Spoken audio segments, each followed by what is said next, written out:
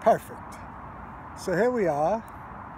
You know, when you take those yoga, you watch them on TV, they're in a nice secluded area with music. Well, we don't have music, we have traffic.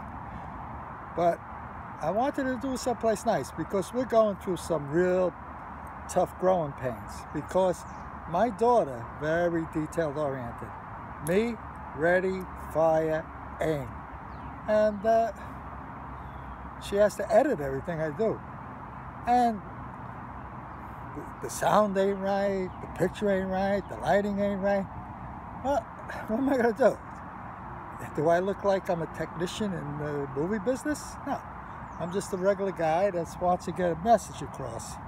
I'm like Mr. Rogers of the seniors. And what that means is we're going to do some of that stuff that Mr. Rogers do with the kids, but I'm going to do with seniors. What's coming? Interviews with the seniors. And you know what? I basically did one already that was unbelievable, but it was so unbelievable, it went on and on. I mean, his story, this guy Joe's story is so terrific. I couldn't stop. And then the stuff he made with his hands, oh my God. Wait till you see it. But his brother Frank kept interrupting him when I wanted to get Joe's views on life. He said, oh, he don't know. Well, he don't know, but Frank knows his views on life. So anyway, my daughter's looking at it, she's cutting in, she's had to cut some of the stuff out. And so anyway, that's coming. Also, oh my God, today, I went to my auto mechanic. And he doesn't mind I mention it. It's Augie's, it's Tallman's Auto Repair Shop. Augie's been there for years, and he's a hell of a guy. He was a tank commander in Vietnam, and after 9/11, you know what he did? He re-upped because he was so mad what happened to America. And he re-upped, and he just retired from the reserve, I guess. I got a picture of him. I got to find it. He looked terrific. He's all those, because when he went to his retirement, my God, they made such a big deal out of it. But it was a big deal. And these are the kind of stories. And guess what? The best of all, he was born at 118th Street in the Bronx. And I says, Augie, I got this website. I'm going to build it up. I'm going to interview people like you, interesting people. And I says, would you mind? He says, no, I don't mind. And I says, I talk about the Spalding. He says, are you kidding me? I says, you played with me. Oh, stick ball, fast pitch it in, slap ball, punch ball. Mentioned all the stuff we did. And then he said, God forbid you lost the sport. I says, I mentioned that. You lose that Spalding ball, you got to go get it. I don't care where it went. You got to go get the Spalding ball. You know, hey, I'll see you later. No, you got to get it. And he talked about Knucks. Oh, you know what? 90% is watchers that don't know what Knucks is all about. But that was a game after you play cards and you lost, you got punished with the cards. Knucks, you got the cards, 52 of them, and you hit the guy's Knucks. And he picked the card. If it was an 8 of hearts, you had to draw blood. You had him 8 times and try to draw blood. If it was black, then it was soft. Then, if you wanted 52 at one time, you go with the, I mean the games we played, Moons Up. Who knows about Moons Up? Where you threw the ball, if the guy lost the game, you had to go against the wall, you had to, boom, you had to hit him with the ball. So, I mean, that's the kind of stuff we're going to talk about. So, he's coming, Joe's in the editing, and I got some more lined up. And the problem I got is, I only want to interview people I like, and that's a very short list. The people I don't like, oh my God, I could give you 1 million of that. But we're going to do like, not a lot of that. Maybe once a week an interview because they're long. And why spoil it by having them every day? You see it and you'll get a kick out of it. Believe me, I get a kick out of them. I get a kick out of this. So anyway, ready, fire, aim. And this part of it is conversation. The conversation, I have no idea where I'm going. And you know what? Like Joe said, my brain tells my hands what to do. Now with me, I talk and then my brain listens. So what the hell did you say that for? And then the other thing is, I want to talk about the guys I grew up with. The stories are amazing. to listen to. I mean, the lump, Angelo Lombardo. Oh, I should have said that. Angelo. He, like I said, he went to Columbus High School. He played in the same schoolyard I played with that bent rim and 40 guys waiting to play, so you know how competitive those guys. 3-on-3. If you won, you stayed on the court. If you lost, you had to wait. And believe me, those games, no such thing as a hack. There's no foul unless you physically grabbed them by the neck. But fouls, nobody called them. And Angelo come with his ball. While he was there, we played. When he left, no ball. But he made the pros. 1957, check it out. NBA, played for Syracuse Nationals, led the nation in high school field goal. I mentioned all this, but in case you didn't catch it. He's still alive. He's 82, and he's living in New York. And Jerry, his partner, who also made the NBA, played in that schoolyard, played at St. Francis Xavier, he passed. I think he's 50, he's a young man. So anyway, I'm going to pick a guy. We had so many characters. I'll give you one story. This guy, Mike, he lived across the street from me. He was the hustler of all hustlers. As a kid. Now, he was older than me. I guess he was 5 years older than me. Now, he had a couple of games, a couple of scams that he used to pull. And we went for it, you know. Pick 3 players that play baseball in the major leagues. 3 players had to get 6 hits in one day. So I picked Sam Musial, Ted Williams, Joe DiMaggio, you know, you picked who, Al Kaline. You know what? You know how hard that is? Every one of them has to go at least 2 for 4. One guy goes 0 for 4, the other guys have to go 3 for 4. I mean, it's tough, but it sounded so simple. 6 lousy hits. But 3 players, try it. And he used to give us odds. You know what? I don't remember the money exchange because, like, we had no money. A couple of cents. But he'd give you like 3-1 odds, 4-1, 5-1. I forget what it was. But we also got sucked in. And he had a composition book. He used to keep all his bets. And then, oh yeah, the best. You know how marbles, you play marbles? Well, he had where he'd set up a cigar box with holes, with squares. And you had to get the marble into the cigar box through the hole, and if you did, each one of the holes had a different odds, and there was one like 25-1. All you had to do is get the marble in that hole. You get 25 marbles. Guess what? No marble in the world could fit that hole, number 1. Number 2, that wasn't enough for him. He used to sprinkle like little pebbles along the way, so your marble would go straight for and then veer. I mean, this guy, he was doing this at 12, 13, 15.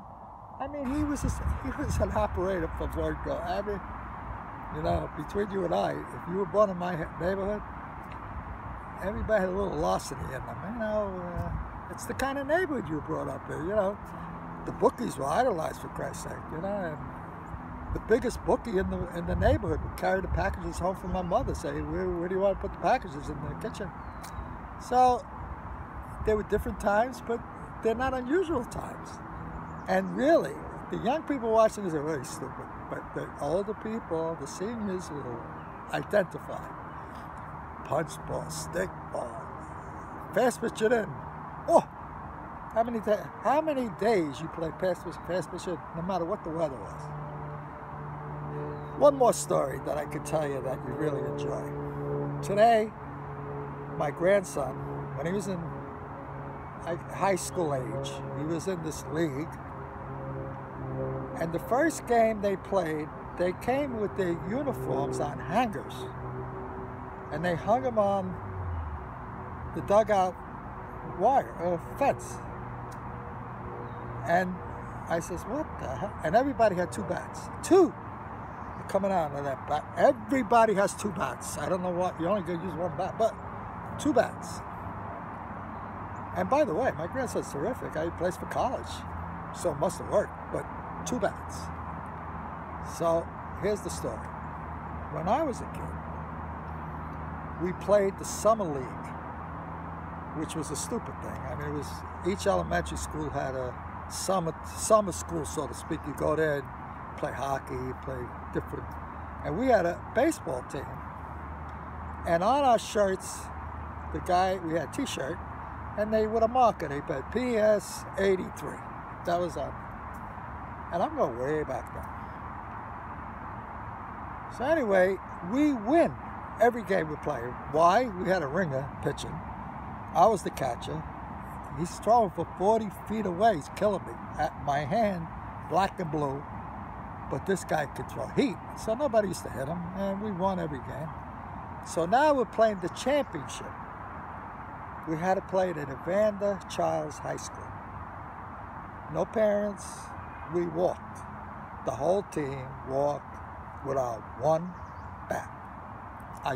I should drop that. One bat. Guess what? This big, heavy kid. They have uniforms. They have coaches.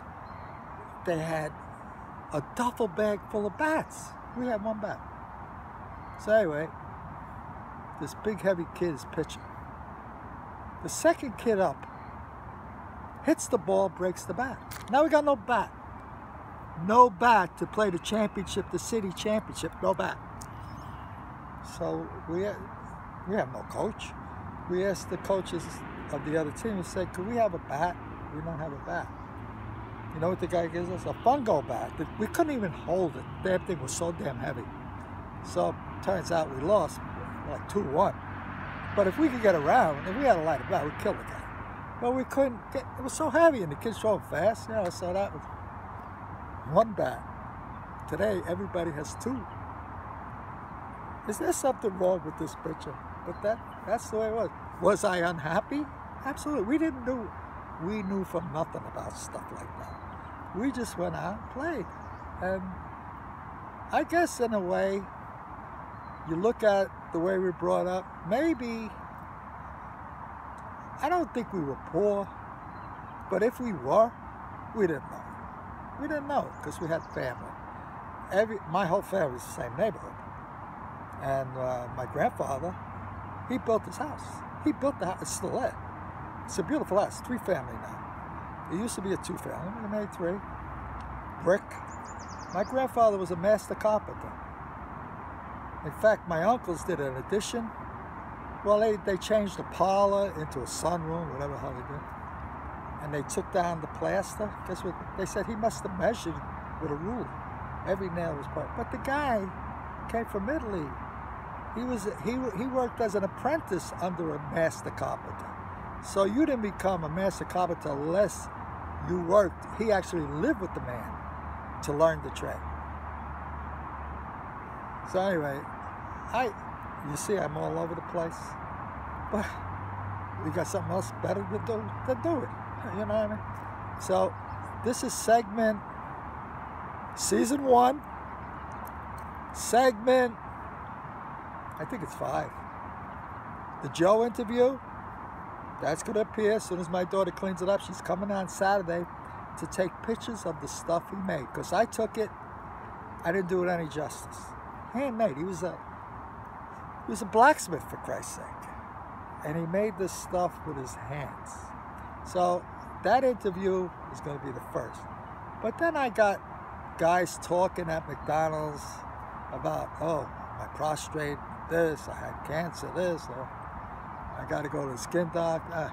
They talk, everything's about the help and about the money they got. They all got money. So that's kind of fun stuff, you know, and I hope you enjoy it because that's what this is supposed to be about. We're not getting paid, are we? Am I getting paid for this? No. Are you getting paid to watch? No. So we're just having fun. And I want you to relate. Now, I'm going to try to get some really good interviews. Augie's going to be one of my interviews. This guy, Willie, I told you about Willie.